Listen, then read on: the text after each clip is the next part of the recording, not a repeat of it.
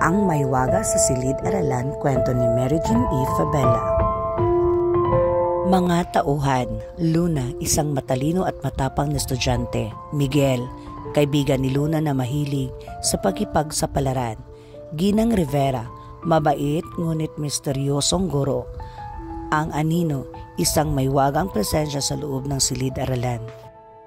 Mga tagpuan, Silid-Aralan, Pasilyo ng Paaralan, Aklatan, Gusali ng Paaralan, Bahay ni Luna, Hardin ng Paaralan, Opisina ng Punong Guro, Silong ng Paaralan, Orasan sa Pasilyo, Lumang Gusali sa likod ng Paaralan ng Misteryo. Nakaupo sina Luna at Miguel sa klase at si Ginang Rivera ay nagsusulat sa pisara. Bulong kay Miguel. Miguel, may nararamdaman akong kakaiba. Parang may kakaiba sa paligid. Oo nga, Luna. Laging lumalamig tuwing 2:00. May narinig akong parang bulong. Rivera nag-interrupt. Mga bata, mag-focus tayo sa aralin. Tignan ninyo ang buong klase. Walang magbibigay ng sagot kundi kayo. Biglang tumunog ang orasan ng dalawa at isang malamig na hangin ang dumaan sa silid-aralan. Miguel, tignan mo. Tumigil ang orasan. Parang may nangyari dito. May misteryo tayo na kailangan lutasin. Naglalakad sina Luna at Miguel sa pasilyo pagkatapos ng klase at hindi pa rin mapakali. Miguel, may narinig ka pa na mahinang yabak? Para bang may mga hakbang na hindi natin nakikita. Oo, tuwing dumadaan tayo dito, parang may nakatago na lihim. Dapat natin tuklasin ang misteryo. Patuloy ang tunog ng mga yapak, ngunit nang lumingon sila, walang tao. Saan kaya galing tunog na yun? Sa aklatan ng paaralan, naghahanap ng mga palatandaan sina Luna at Miguel. Luna, nakita ko ang aklat na ito. Sabi dito, may mga misteryosong pangyayari sa silid. Parang may nawawalang guro.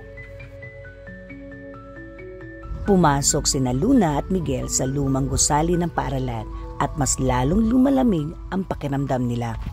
Miguel, parang ang dilim dito. Ang i-ere na lugar na to. Tama ka, Luna.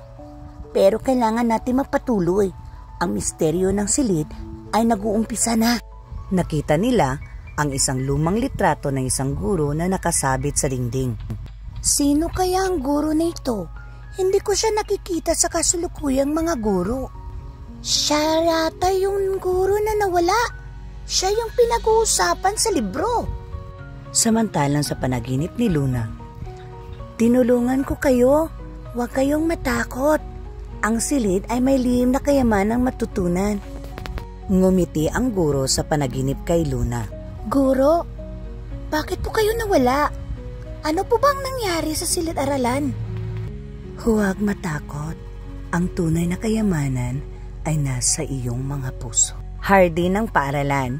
Naglalakad sina Luna at Miguel sa hardin ng paaralan at nakakita ni isang nakatagong lumang litrato na nawawalang guro.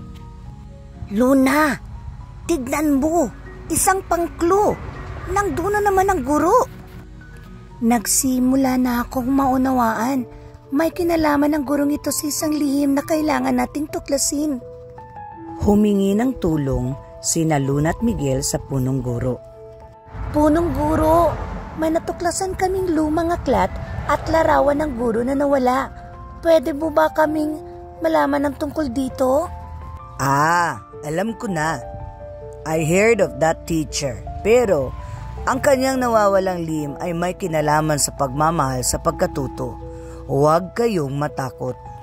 Ano po ang ibig sabihin ng lahat ng ito? Ang kayamanan ng silid-aralan ay hindi lang nakikita, kundi nararamdaman. Nasa puso ng bawat mag-aaral. Nakakita sila ng isang nakatagong silid sa ilalim ng paaralan. Miguel, tignan mo. May nakatagong pinto. Pasok tayo. Ito na yun, Luna. Malapit na natin matuklasan ang katotohanan. Tumunog ang orasan ng dalawa at napahinto ang oras. Luna, para may kakaibang nangyayari sa orasan. Tumigil ang oras. Bahagi ito ng misteryo. Hindi gumagalaw ang oras dahil nakatago ang katotohanan sa karanasan. Lumang gusali sa likod ng paaralan. Sa wakas, natagpuan nila Luna at Miguel ang mga nakatagong sagot. Naintindihan ko na ngayon. Hindi lang guro ang guro, kundi tagapangalaga rin siya ng kaalaman. At hindi tungkol sa pag-alis ng guro ang misteryo. Tungkol ito sa paghahanap ng halaga ng pagmamahal at pag-aaral. Dito nagtatapos ang ating kwento. Ang aral sa kwento, ang tunay na kayamanan ng isang silid-aralan ay hindi nakikita sa mga libro, kundi sa pagmamahal at pagkatuto na binabahagi natin sa isa't isa.